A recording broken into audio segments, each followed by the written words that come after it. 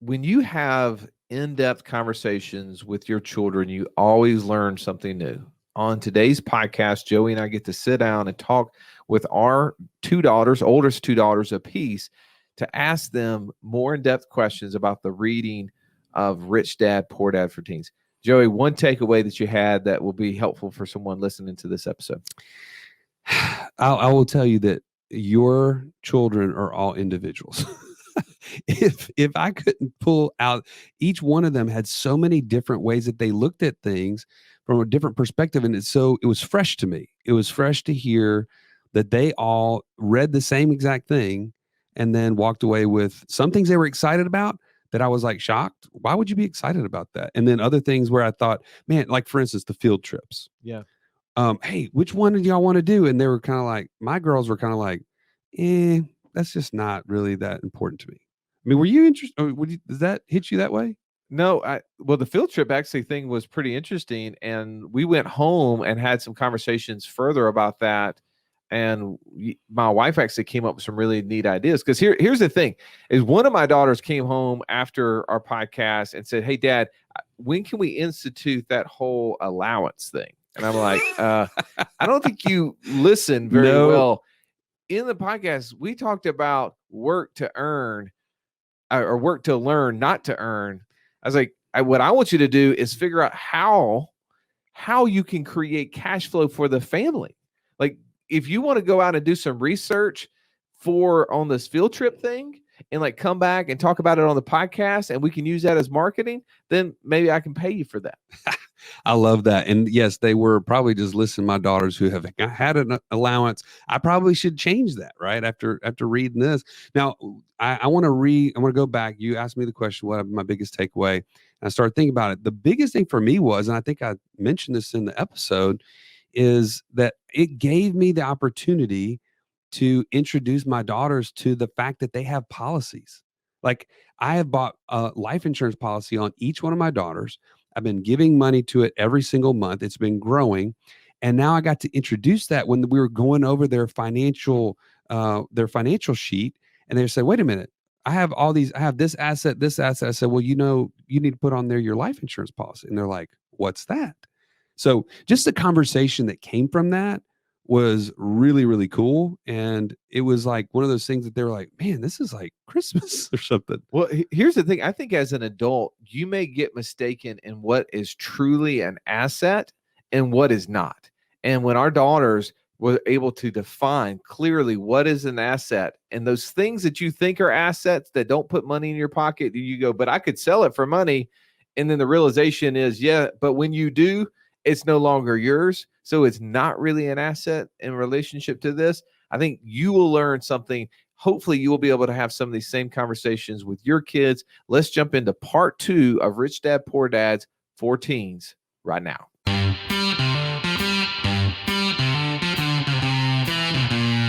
Welcome to the Wealth Without Wall Street podcast, your guide to understanding how to get out of the Wall Street rat race and start your own mailbox money lifestyle. Now, don't let these handsome Southern draws fool you. These financial minds are teaching our country to enhance savings, increase cash flow, and create passive income, all without the help of Wall Street. Are you ready to break through? Now here are your hosts, Russ Morgan and Joey Mure. All right, welcome back to part 2 of our review of Rich Dad, Poor Dad for Teens with our girls. If you missed the first one, go back and listen to it. There's lots of great things that came out of that conversation.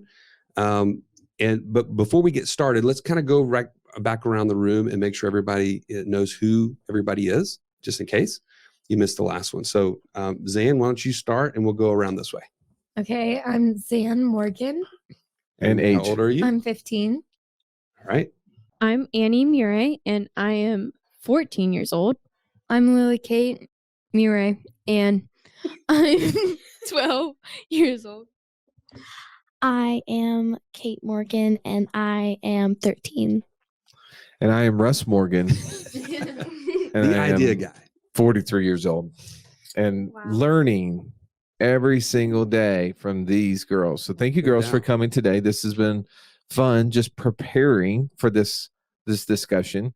So we've been reading the book Rich Dad Poor Dad for Teens. If you haven't had a chance to get this and go through it with your teen, I highly encourage it, because I, reading through it with them, have picked up several nuggets. So in this process, Joey, like one of the things obviously you and I want to make sure we emphasize is that we're trying to teach how you think. That's right. This is not about how the girls can have more money necessarily. That's right. And I want to make a slight kind of clarification from the last one. Sometimes when you start talking about money, it can get put into the wrong category, right? Like our objective is not for you girls to obtain wealth and things and riches for the purpose of like accumulating things. Ultimately, it's a stewardship issue, right? It's about how can we be the best steward of what God has given us to use it to his glory for his kingdom. But ultimately, it goes back to how do you think about money and what are some of the strategic ways in which we can use money to obtain those things. Does that make sense? And I, again, I listened back over the last one, and there's a lot of talk about what do you want, right? What do you want? What do you want? And I think we know that innocently, those are just things that we're looking for in life, but it all kind of sits in this context that we start with what does God want for our lives? And then how can we use that money to meet those objectives for his kingdom's purpose? And ultimately, financial freedom falls into that. So anyways, I just want to kind of lead off with that before we jump in. And we're starting in chapter 2. We're going to try to see as far as we can get in today's episode, and then we'll have to just pick up hopefully in part 3. So, well, if you haven't had a chance to read this book, in chapter 2, he starts talking about the new rules for making money. So I want to kind of go back to a part where he was talking about how he and his friend were trying to make money, literally make money. they created these little cartons and were pouring lead into them to try to print their own little nickels. They didn't realize that counterfeiting was illegal. Somebody probably should share that with our government.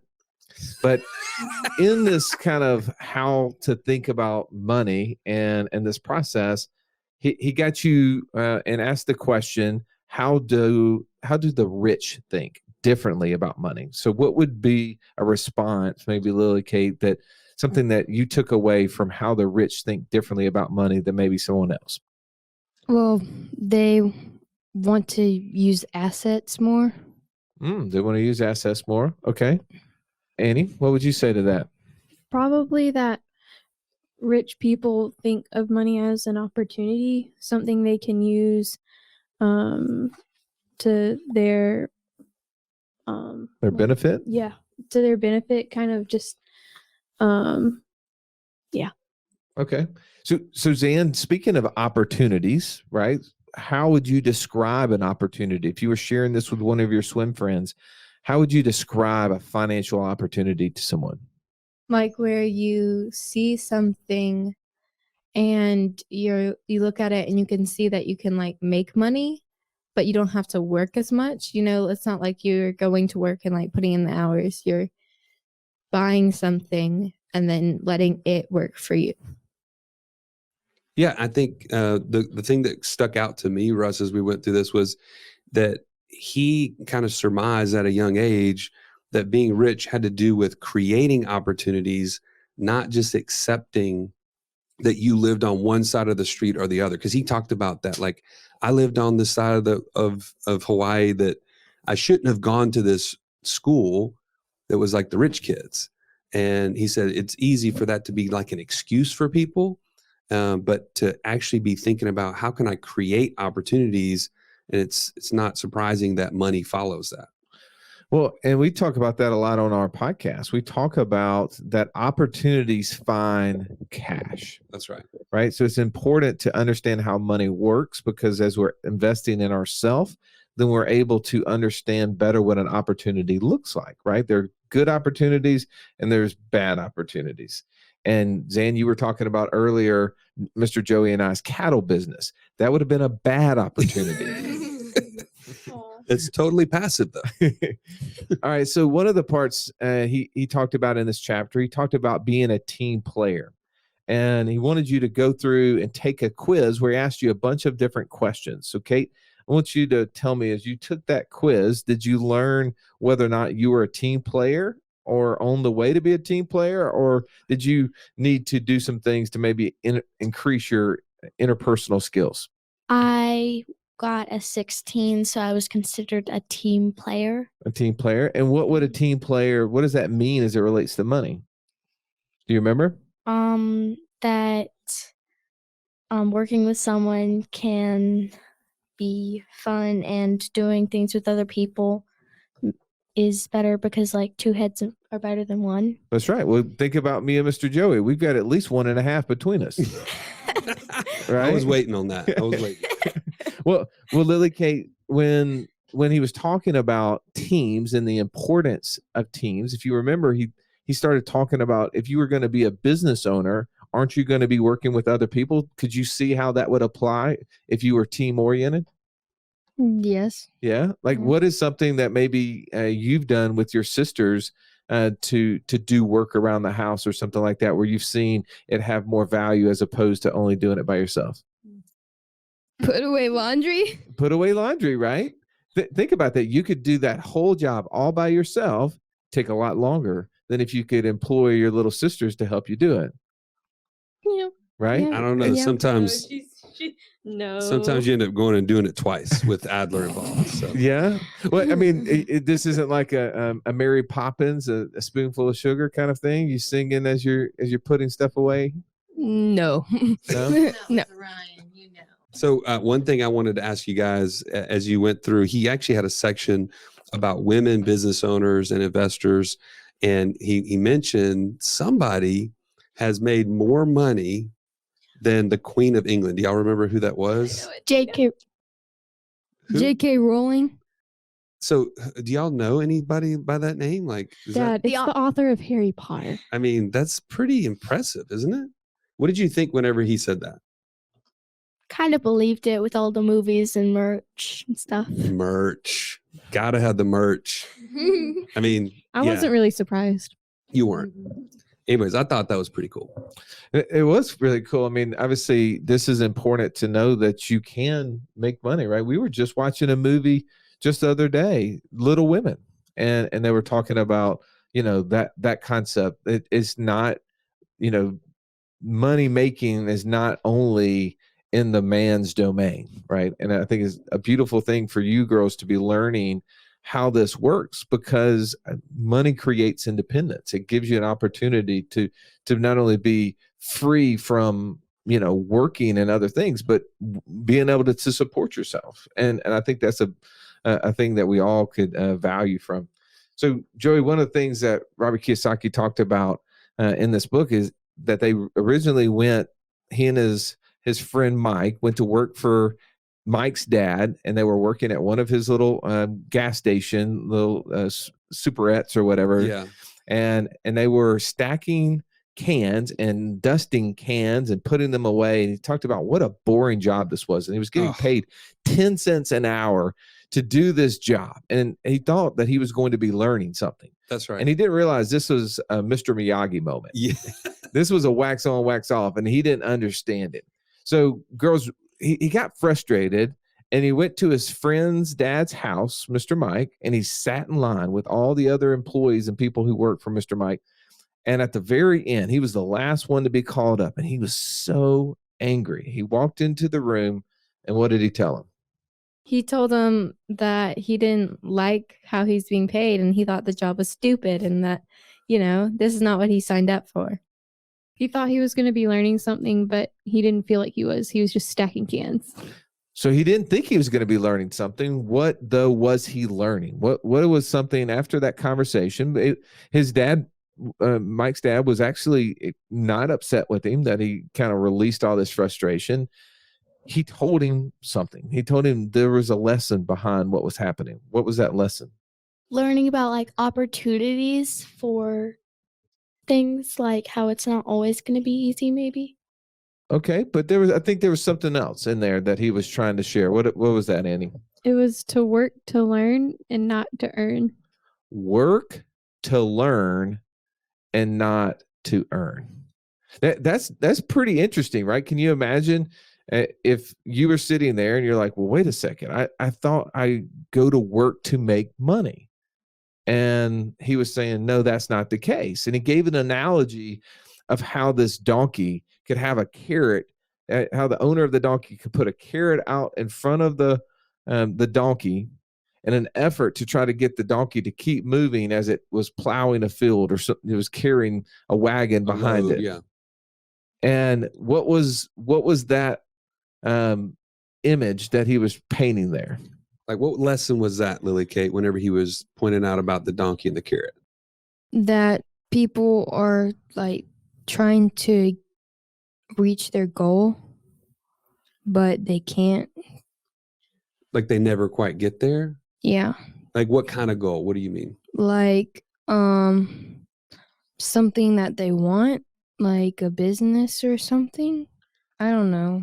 Well, remember he was talking about things, right? He's talking about like a car. Well, the first car you buy, and then you think, oh, well, I need to have a bigger car. So I need or a nicer car or a bigger house or a bigger vacation, fill in the blank. But that money is what? What did he call money? It's a what? Illusion. An illusion, right?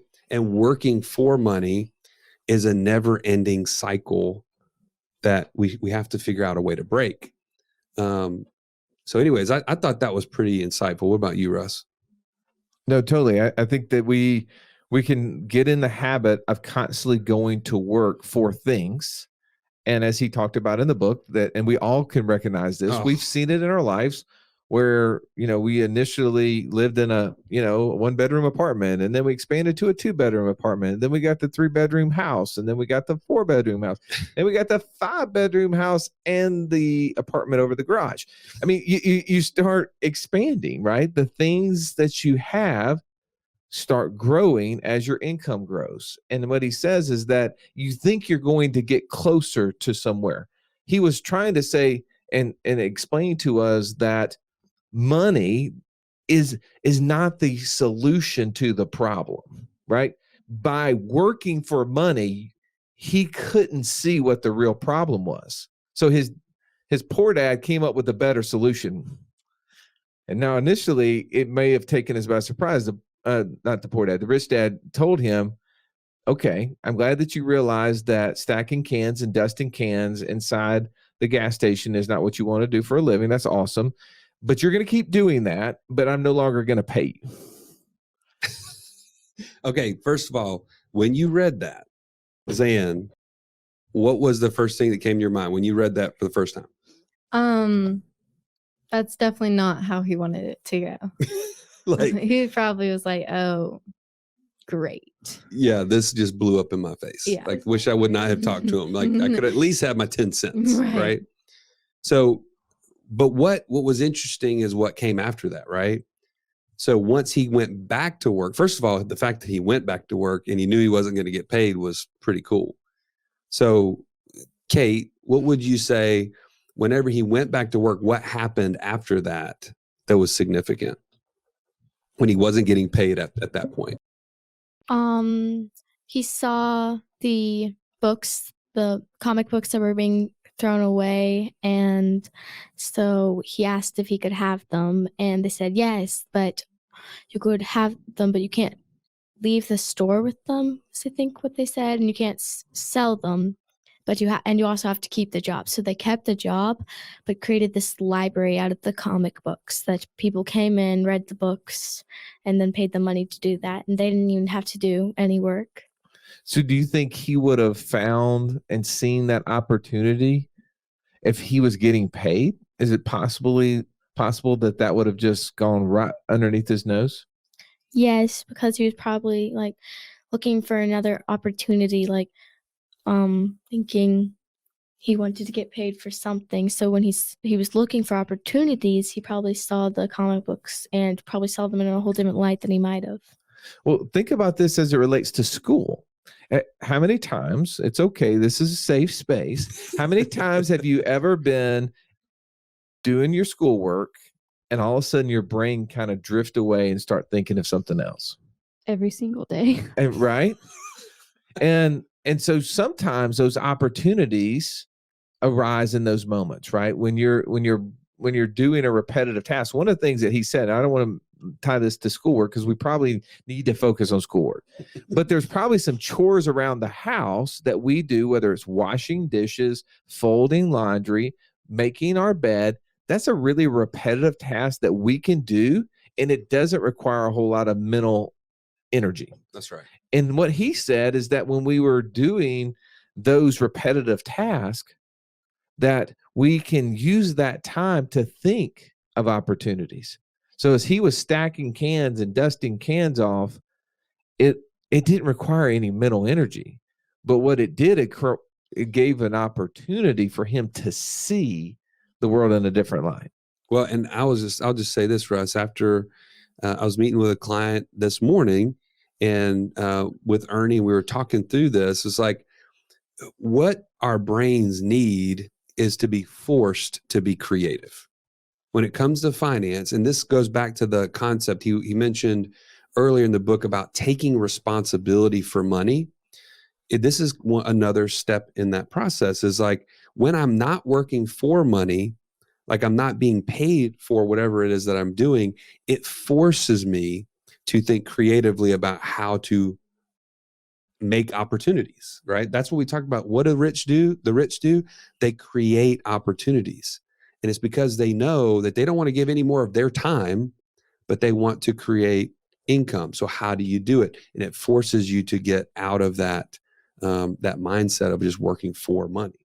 Okay, so I'm going to put my girls on the spot here. So go ahead and pull the microphones up to you. All right, so a couple weeks ago, we had a Christmas party at our house, and I gave you two girls an assignment. I said, all right, here's $60.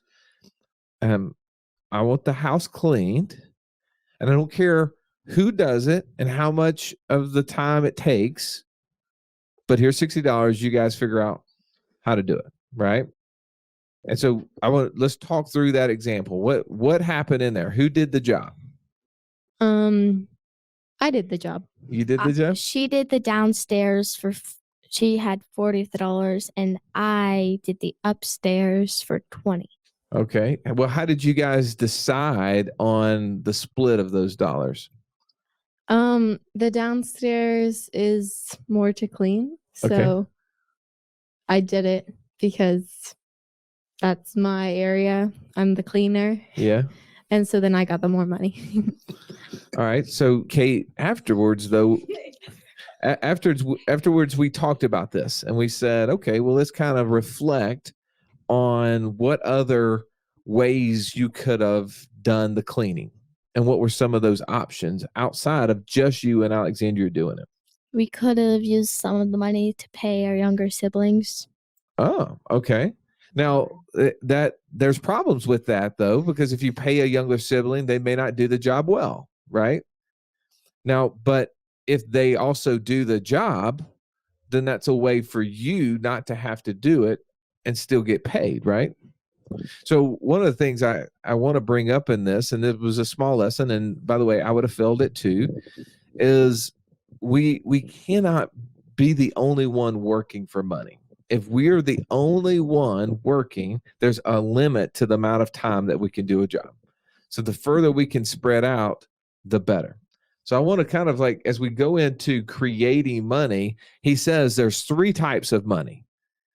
The first type, and we're just going to use this example of cleaning the house. The first type is earned income, right? But the second type of money, Lily Kate, would be what? What's another type of income? Passive income. Passive income. So in that example, that would have been, well, if you guys would have hired out the whole job, Kate and Alexandria, to your younger siblings, then they working for you, that money would have been passive in nature because you didn't have to actively work for it. The third type of income, Annie, is what? Portfolio income. Portfolio income, right? That'd be like if you invested into a company who did cleaning and it produced an income for you. That's right. Right? Are you looking for ways to implement ideas, get exposure to new ones, and be surrounded by people on the same journey as you? Joey, where can they go to do that? Go to wealthwithoutwallstreet.com/community. You can join for free today. All right. So we talk about this in light of cash flow, because it's important for us to see how do we create money. And he says in order for us to understand money, there's two types of things that go on a financial statement. What are those two things, Alexandria? Do you remember? Assets and liabilities. Assets and liabilities. And what's the difference between those two? Assets put money in your pocket and liabilities take them out of your pocket. Okay. So give me an example of a liability, Annie. A liability would be a house or a car or a lamp. A lamp. Okay. Explain the lamp to me. The lamp is using energy, and you have to pay money for your electricity bill. Okay. So if you looked in your room and you saw all of these wonderful things, would he say all of those things are assets or liabilities, or maybe neither? Neither. Well, actually, I have light fixtures in my room, but other than that, everything's a doodad. A doodad. Okay. So that's a new word. What is a doodad, Lily Kate? It's something that can be for decoration. It won't like help you make money. Okay. So it's just money that's being spent. All right. And so one of the things he said is that an asset is something that puts money in our pocket. So sometimes people will look at cars as an asset, right? Well, what if I sold the car? Or I have this painting on the wall. What if I sold the painting on the wall? He said, no. Yes, it could bring in money, but it would only bring in money once, and then it would no longer be in your column. So that could no longer be an asset, correct? So give me an example of an asset. An asset is something that helps you get money. Okay. Right? So can you think of an idea? Like a restaurant. Okay. So if you Kind owned of. a restaurant and others worked in the restaurant and brought in money for you, that could be an idea. Kate, do you have any ideas of what an asset could look like?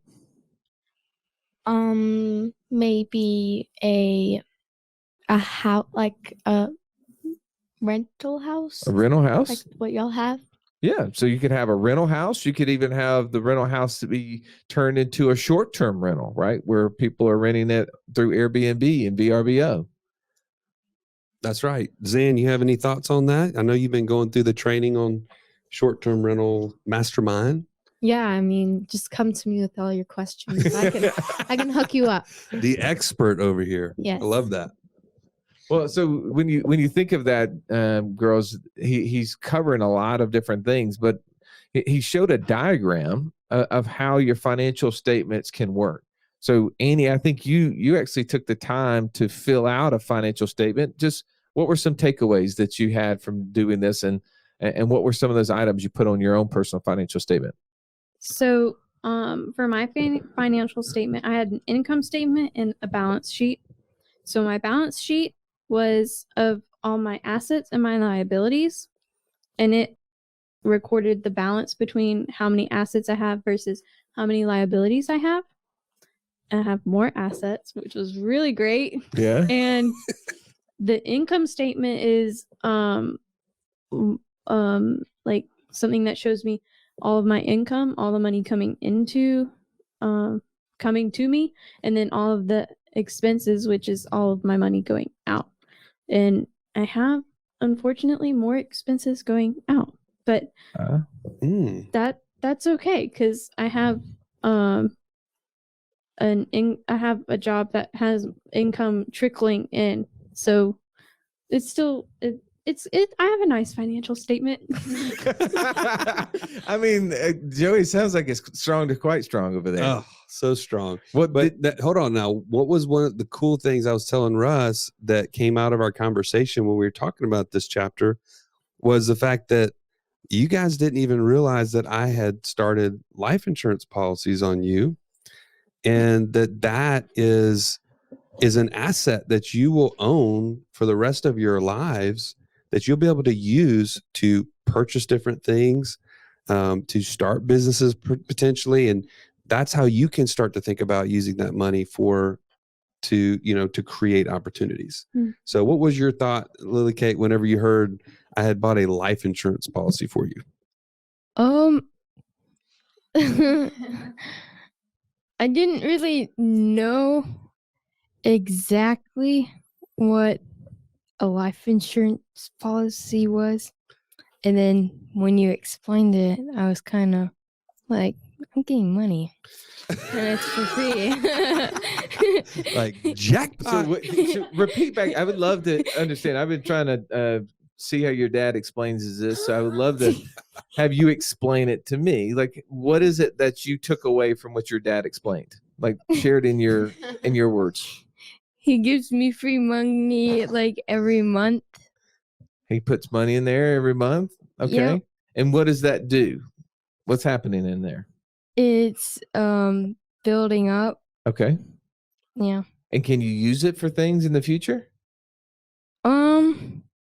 Yeah. Yeah. And he's over here saying yes. What did you take away then? Obviously, this was all new information, and it's okay. Your dad's not that great of an explainer on this. So hey, I'm way behind, is what I realized. Okay, He did way really behind. well.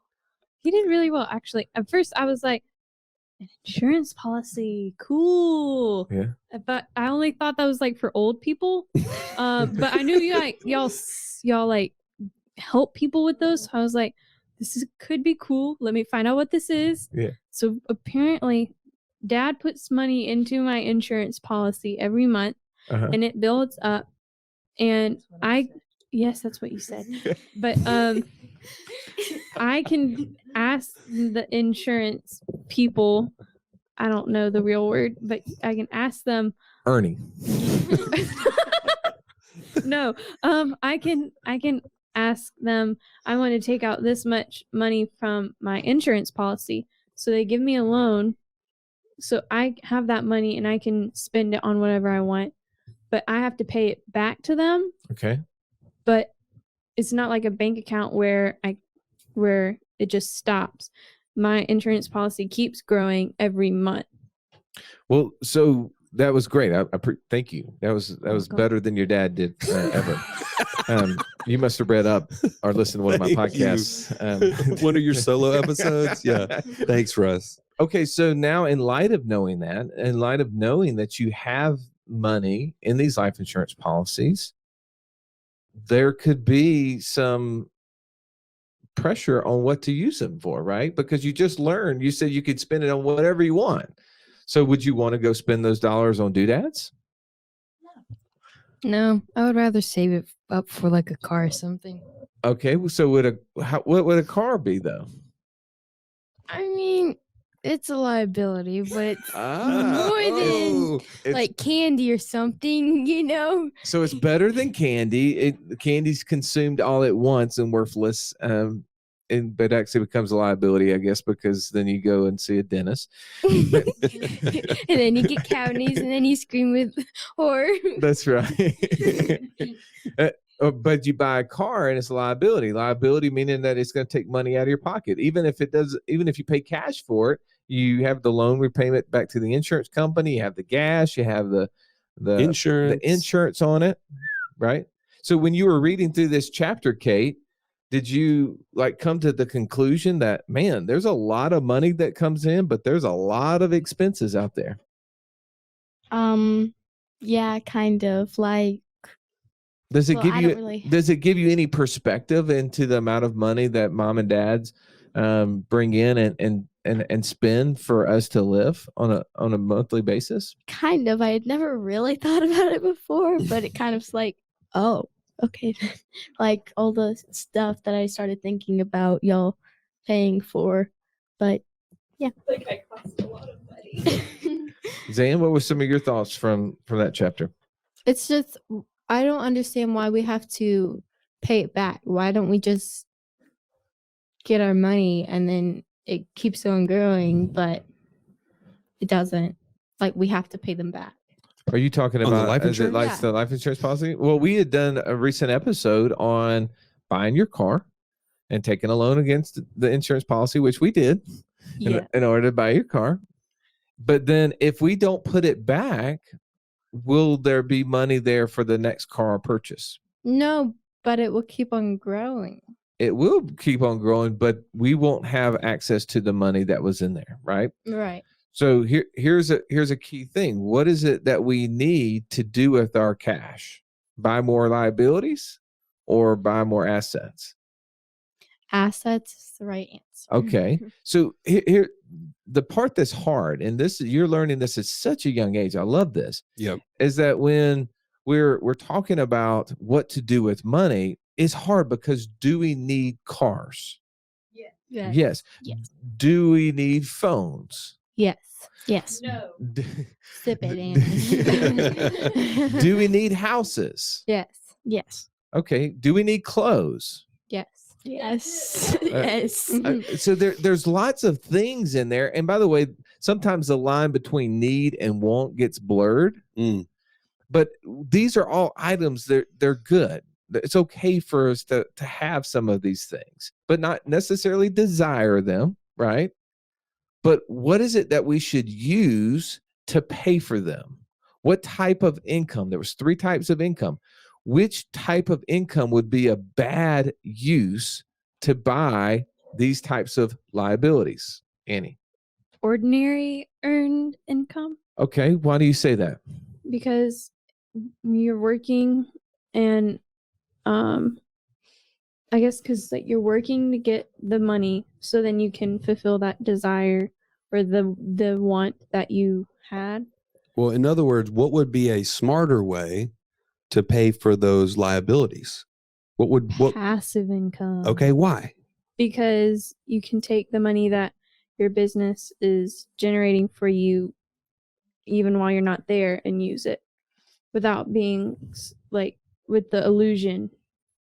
Well, Suzanne, when we were doing that video on how you were buying your car using short-term rental and infinite banking, we actually shared that, right? Wouldn't you rather have someone else staying in one of our rental units and making the payment back to the insurance company on your behalf? Or would you rather have to go to work to replace that money?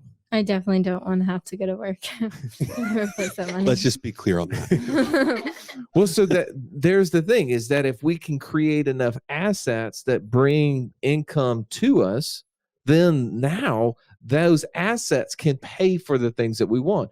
And if we will keep that ratio in line, then we can grow the items that we buy. All we have to do is buy more assets to create more passive income. Do you see that as an opportunity? Mhm. So the last chapter that we talked about in this part 2 of the book had to do with playing games. Like, first of all, when you first saw that the chapter name was Playing Games, were you like, wait a minute, is this the same book that I've been reading about assets and liabilities and all that? Like, what was your first thought, Lily Kate, when you read that? How fun. Well, why did he say that playing games is a good way to learn financial ideas? Strategy. Learning strategy. What about you, Lily Kate? Like Monopoly, you can like learn how you need to I don't know, like it's like life kind of. Yeah, there's some life lessons in there, right? Mm-hmm. What about you, Annie? What kind of things can you learn from playing a game as far as learning financial aspects? You and concepts? can learn. Well, I don't really know. Maybe just like besides financial concepts. No, like to What learn lessons? financial concepts and lessons. To learn. Okay. I can learn how to buy real estate and how it can make more money for me if I invest in it. So Zan, when we're playing Monopoly together, what other things are happening on the game? What are you having to do when playing that game? What are some things? You have to think ahead.